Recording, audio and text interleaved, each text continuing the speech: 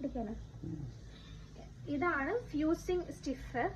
അപ്പൊ ഇതുകൊണ്ടുള്ള യൂസ് എന്താന്ന് വെച്ചാൽ നമുക്ക് ലൈറ്റ് വെയിറ്റ് ആയിട്ടുള്ള ഫാബ്രിക്, അതായത് ഇത് ജോർജറ്റ് ആണ് ഈ ഫാബ്രിക്. അപ്പൊ ഇതുപോലുള്ള ലൈറ്റ് വെയിറ്റ് ആയിട്ട് ട്രാൻസ്പെറന്റ് ആയിട്ടുള്ള ഫാബ്രിക് നമ്മൾ ഇങ്ങനെ സ്റ്റിച്ച് ചെയ്തെടുക്കുമ്പോഴത്തേക്ക് ഇങ്ങനെ പൊള്ളി നിൽക്കാനൊക്കെ ചാൻസസ് കൂടുതലാണ്. അപ്പൊ അത് അങ്ങനെ വരാതിരിക്കാൻ വേണ്ടി നല്ല ഫ്ലാറ്റ് ആയിട്ട് ഇരിക്കാൻ വേണ്ടിയിട്ടാണ് നമ്മൾ ഇങ്ങനത്തെ ഉള്ള ഫ്യൂസിങ് ടൈപ്പ് സ്റ്റിഫ് യൂസ് ചെയ്യുന്നത്. ഇതെങ്ങനെ ചെയ്യുന്നതെന്ന് ഞാൻ കാണിച്ചു തരാം.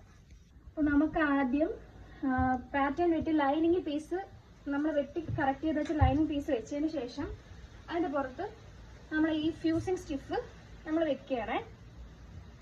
ഇതിങ്ങനെ വെച്ചതിന് ശേഷം നമ്മൾ ഇതിന്റെ കറക്റ്റ് അളവിന് മാത്രം വെട്ടിയെടുത്ത്, അല്ലെങ്കിൽ ബാക്കി ഇത് മെയിൻ ഇവിടുത്തെ താഴത്തെ ക്ലോത്തിൽ ഒട്ടിപ്പിടിക്കും. അപ്പോൾ നമ്മൾ ഇത് മാത്രം കട്ട് ചെയ്തെടുക്കാം.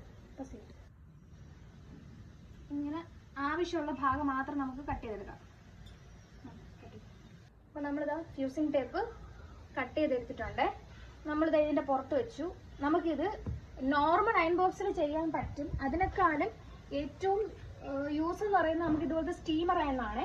ഇതുപോലെ സ്റ്റീമർ അയൺ വെച്ചിട്ട് നമ്മളിങ്ങനെ ജസ്റ്റ് ഇങ്ങനെ പ്രസ് ചെയ്ത് വെക്കാം. ഇതാണ് ഇതിന്റെ ബട്ടൺ. ഇതാണ് നമുക്ക് അതൊന്ന് കാണിച്ചു കൊടുത്തേടാ. ഇതെന്ന് വെച്ചാൽ ഇത് വാട്ടർ ബോക്സ് ആണ്. അങ്ങോട്ടുണ്ട്. ഈ വാട്ടർ ബോക്സിൽ കൂടെ ആവശ്യത്തിന് നമുക്ക് വെള്ളം കിട്ടും. അപ്പൊ നമ്മൾ ഇതുവഴി ആവിയിലാണ് ഇത് സംഭവം ചെയ്യുന്നത്. അപ്പൊ ഇതിങ്ങനെ അടിച്ചു കൊടുക്കുമ്പോഴത്തേക്ക് ഇവിടെ ആവി ഇങ്ങനെ വരും. അപ്പൊ ഓൾറെഡി ഇതിലൊന്ന് ഒട്ടിയിരിക്കും. അല്ലാത്തതിന്റെ മിസ്റ്റേക്ക് എന്താന്ന് വെച്ചാൽ നമ്മൾ ഇങ്ങനെ വെച്ചിട്ട് വീണ്ടും ഇതിങ്ങനെ പുറത്തെടുത്തിട്ട് തേക്കുമ്പോൾ ഇത് ഊരി വരാനൊക്കെ ചാൻസസ് ഉണ്ട്. അതിനേക്കാളും എന്താ ഇങ്ങനെ ഇതുപോലെ ഇളകി വരും. അപ്പൊ അതിനേക്കാളും ഏറ്റവും ബെറ്റർ എന്ന് പറയുന്നത് ഇതുപോലെ ഇങ്ങനെ വെച്ചിട്ട് സ്റ്റീം ചെയ്ത് കൊടുക്കണം. ക്ലോസിൽ കാണിച്ചതാണ്.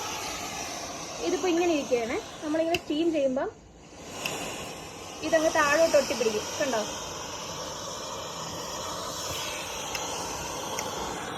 നമ്മൾ ആവി കൊടുത്തപ്പോഴത്തേക്കും അത്യാവശ്യം ഒട്ടി. ഇനി ഇളകി വരത്തില്ല. ഇത് കണ്ടോ?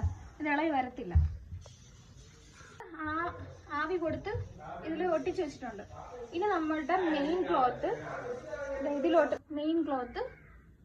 ഇതിങ്ങനെ വെച്ചു. മെയിൻ ക്ലോത്ത് ഇതിന്റെ പുറത്തിട്ടിട്ട് ചുളുക്കൊന്നും ഇല്ലാത്ത രീതിയിൽ ജസ്റ്റ് ഒന്ന് ടാപ്പ് ചെയ്ത് തേച്ച് കൊടുക്കുക. എന്നിട്ട് ഒരു സൈഡിൽ നിന്ന് അയൺ ചെയ്യാൻ തുടങ്ങണം. ഇങ്ങനെ അതും നോർമൽ അയണല്ല, ഇങ്ങനെ സ്റ്റീം പ്രസ് ചെയ്ത് തന്നെ അയൺ ചെയ്യണം. ചുളിവില്ലാതെ നമുക്കിങ്ങനെ കിട്ടും.